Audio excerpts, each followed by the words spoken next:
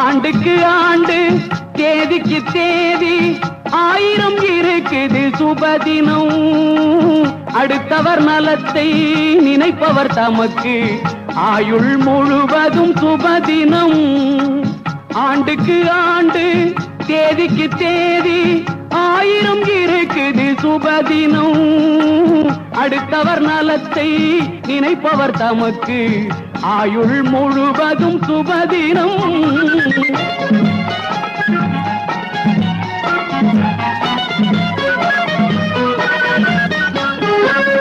வள்ளுவன் பிறந்து குறளை சொன்னான், அறிவுக்கு அதுதான் சுபதினம். வள்ளுவன் பிறந்து குறளை சொன்னான், அறிவுக்கு அதுதான் சுபதினம்.